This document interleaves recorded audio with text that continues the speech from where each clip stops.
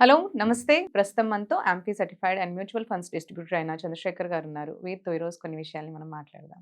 నమస్తే అండి. నమస్తే అండి. ఈరోజు క్వెషన్ ఏంటి అంటే, మనకి నార్మల్‌గా ఒక వ్యక్తి దగ్గర ఫర్ సపోజ్ ఒక 40,00,000 ఉన్నాయనుకోండి. లంప్ సమ్ అమౌంట్ ఉంది. సో, ఆయన ఎలా ఇన్వెస్ట్ చేస్తే బెటర్ అని మీ అడ్వైస్? ఒక కస్టమర్ దగ్గర 40,00,000 ఉంది అమౌంట్. ఉన్నాయి. హ్మ్. దాన్ని ఎలాగ ఇన్వెస్ట్ చేయాలనేది question. Right? Correct. So, madam ఈ 40,00,000 ఇన్వెస్ట్ చేయాలనేది ఒకటి. హ్మ్.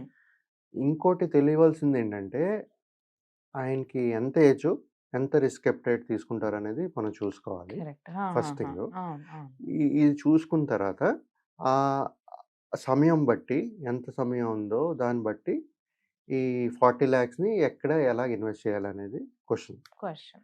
సో, ఇప్పుడు జనరల్‌గా ఏమనుకుంటారంటే మేడం, ఆహ్, ఇది మ్యూచువల్ ఫండ్స్‌లో పెట్టేటప్పుడు ఏంటంటే, mutual funds are subjected to market risk. అంటే మార్కెట్‌కి లింక్ అయ్యి ఉంటది కాబట్టి, మార్కెట్ మూవ్‌మెంట్స్ కూడా చూసుకోవాలి.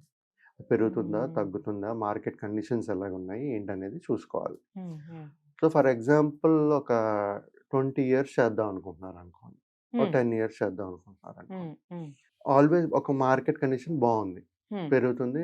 వాలటైల్‌గా లేదనుకోండి. హ్మ్. లంప్ సమ్‌గా చేసేయొచ్చు. ఓకే. గానీ మార్కెట్ వాలటైల్‌గా ఉంది. ఇప్పుడే క్వెషన్. ఇప్పుడే ఛాలెంజెస్. మార్కెట్ చాలా వాలటైల్‌గా ఉంది. ఇప్పుడు మీరు చూసుకుంటే లాస్ట్ 3 వీక్స్ నుంచి హ్మ్. హ్మ్. మార్కెట్ చాలా వాలటైల్‌గా ఉంది. ఓకే. నిన్న చూసుకుంటే 1000 పాయింట్లు పడ్డాయి. ఓహ్! హుహు. Sensex, Nifty, mid cap, small caps దాంట్లో హుహు. మిడ్ క్యాప్స్ అనేది చాలా ఎక్కువ పడుతున్నాయి. Okay. So, okay. Okay. High volt అంటే ఒక మార్నింగ్ చూసినప్పుడు పాజిటివ్, ఈవినింగ్ క్లోజింగ్ అయినప్పటికి చూస్తే నెగెటివ్. నెగెటివ్. అంటే ఆ! చాలా వాలటైల్‌గా ఉంది. ఓకే. ఇది maybe because of certain events. ఇప్పుడు ట్రంప్ వచ్చారు. ఆయన ఏం చేస్తాడో అని, కరెక్ట్. లేకపోతే మన మన క్వార్టర్లీ రిజల్ట్స్, కంపెనీ అవును. అవును. రిజల్ట్స్, హ్మ్. హ్మ్. మన అన్ని ఇన్‌ఫ్లేషన్ ఇవన్నీ ఎఫెక్ట్ అవుతుంటాయి. ఓకే. ఓకే. సో, రీజన్స్ అనేది ఇవి చాలా ఉంటాయి. సో, ఇక్కడ ఇవన్నీ చూసుకుంటూ మనం ఈ 40,00,000 అనేది ఇన్వెస్ట్ చేయాలి. Plan right? చేసుకోవాలి. హ్మ్. సో, వాలటైల్‌గా ఉందనుకోండి. హ్మ్. వాలటైల్‌గా ఉండేటప్పుడు ఎప్పుడైనా గుర్తుపెట్టుకోండి మేడం. లంప్ సమ్‌గా ఏసేటప్పుడు ఫర్ ఎగ్జాంపుల్ 20 సంవత్సరాలు ఉన్నాయండి. హ్మ్. హ్మ్.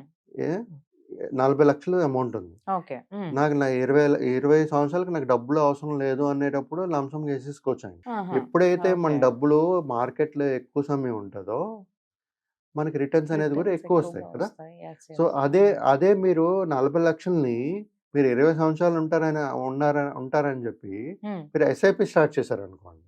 హ్మ్. హ్మ్. అంటే క్రమబద్ధంగా మీరు ఎస్ఐపి ప్రతి నెల ప్రతి ఒక అమౌంట్ అనుకుని ఆ 40,00,000 ఇన్వెస్ట్ చేస్తున్నారు. అంటే హ్మ్. మీరు హ్మ్. 40,00,000 ఒకేసారి ఇన్వెస్ట్ చేయట్లే.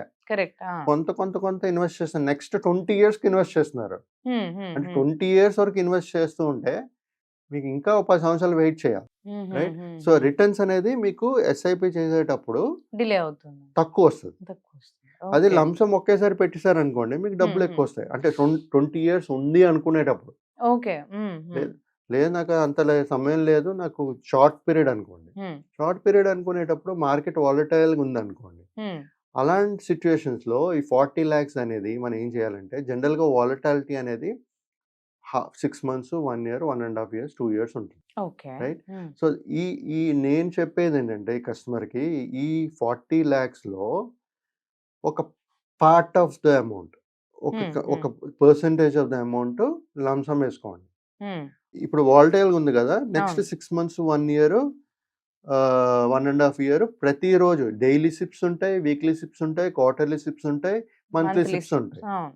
సో, దీన్నేం జేస్తారంటే ఆ డబ్బుల్ని కొంత డెబ్ట్ ఫండ్‌లో పార్క్ చేసుకుంటూ హ్మ్.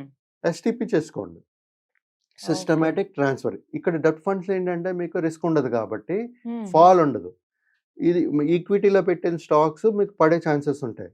ఎప్పుడైతే ఓకే. మీరు సిస్టమాటిక్ ట్రాన్స్‌ఫర్ ప్లాన్ చేసుకుంటారో ప్రతి క్రమంగా హ్మ్. అది మీకు యావరేజింగ్ అవుతుంటది. ఎప్పుడైతే ఓకే. మార్కెట్ మీ రికవరీ అవుతుంది చూసారా? అవును. మీకు అవును. మంచి రిటర్న్స్ అనేది వస్తుంది. సో, ఇప్పుడు ఓహ్! మీరేంటంటే గ్రేట్ ఐడియా. మీ ఆ! టోటల్ అమౌంట్ ఉంది. ఇన్వెస్టెడ్ ఉంది. ఓకే. So, okay. ఇక్కడ మీకు మేబీ ఆన్ యావరేజ్ 12-15 అనుకోవచ్చు హ్మ్. ఈక్విటీలో. హ్మ్.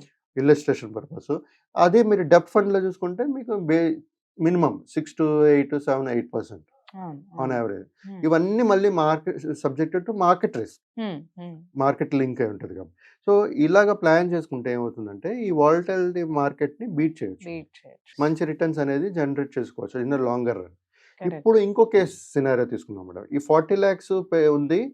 ఆయనకి మంత్లీ ఇన్‌కమ్ కావాలి. Next 2, correct. 3 ఇయర్స్‌లో మంత్లీ ఇన్‌కమ్ కావాలి. హ్మ్. హ్మ్. ఇన్ ఇన్‌కమ్ కావాలన్నా సరే ఇప్పుడు 2 ఇయర్స్, 3 ఇయర్స్ ఉంచేస్తారు. మనకు అవసరం లేదు. హ్మ్. అలాంటప్పుడు కూడా ఇలాంటి నేను చెప్పిన ప్లాన్ చూసారా? ఈక్విటీలో కొంత, తర్వాత డెబ్ట్‌లో కొంచెం. ఎస్‌టిపి చేసుకోండి. ఓకే. అవును. అవును. సో, ఇక్కడ మీకు 12-15% ఆన్ యావరేజ్ వచ్చినా, ఇక్కడ మీకు ఒక 6-7% అయినా వస్తుంది. అవును. ఇన్‌ఫ్లేషన్ బీట్ చేస్తుంది. హ్మ్. మీ హ్మ్. మీ అకౌంట్‌లో పెట్టుకొని మీరు ఎస్ఐపి చేసుకుంటే ఉపయోగం ఏముంది? సో, అవును. అక్కడేం రాదు కదా! హ్మ్. హ్మ్. సో, ఒక సింపుల్ స్ట్రాటజీ అనేది ప్లాన్ చేసుకొని ఇన్వెస్ట్ చేయొచ్చు. వోలటైల్ మార్కెట్ పడుతుందంటే మనకు ఆపర్చునిటీ. అవును. ఎందుకు ఆపర్చునిటీ అంటే, ఆ కొనేటప్పుడు కంపెనీసు మనం లెస్ తక్కువ ప్రైస్‌లో కొంటున్నాం. ఎన్ఏవి అంటాం. మనం ఈ మ్యూచువల్ ఫండ్స్‌లో నెట్ అసెట్ వాల్యూ అంటాం. హ్మ్. హ్మ్. ఎప్పుడైతే తగ్గుతూ ఉంటదో ఎన్ఏవి తగ్గినప్పుడు మనకి నంబర్ ఆఫ్ యూనిట్స్ పెరుగుతాయి. కరెక్ట్. అవును. సో, ఎప్పుడైతే మనకి మళ్ళీ రికవరీ ఉంటుందో, మన ఫాస్ట్ రికవరీ ఉంటది. బెటర్ రిటర్న్స్ అనేది వస్తాయి. ఎక్స్‌పెక్ట్ చేయొచ్చు. So, yes. ప్రతి ఒక్కరు ఈ ఈ ఇలాంటి లంప్ సమ్ అమౌంట్ ఉండేటప్పుడు మీకు ఒకవేళ అవగాహన లేనప్పుడు హ్మ్. వాళ్ళని డిస్ట్రిబ్యూటర్‌ని అడిగితే మేము చెప్పగలుస్తాం. అవును. సిట్యుయేషన్స్ మారిపోతుంటాయి. అవును. అవును. సో సో నేనిప్పుడు ఇవాళ చెప్పాను కదా అని అలా ఫాలో అయిపోవడానికి లేదు. అవును. రేపు మళ్ళీ మీ సిట్యుయేషన్స్ మారుతాయి. అలాంటి టైంలో ఒక డెసిషన్ మేకింగ్ అనేది చాలా ఇంపార్టెంట్. ఇంపార్టెంట్. సో, ప్రతి ఒక్కరు ఇలాగ ఆలోచించుకుంటూ ముందుకు వెళ్ళాలి మేడం. ఇన్వెస్ట్‌మెంట్స్‌లోని, వాలటైల్ మార్కెట్‌లోని ఆళ్ళు తీసుకునే రిస్క్ ఎంత, సమయం ఎంతుంది అన్నీ చూసుకొని, ఈ విధంగా ప్లాన్ చేసుకొని ప్లాన్ చేసుకో. వెళ్తే మంచి రిటర్న్స్ అనేది కనబడతాయి. ఓకే అండి. Thank you. Thank you.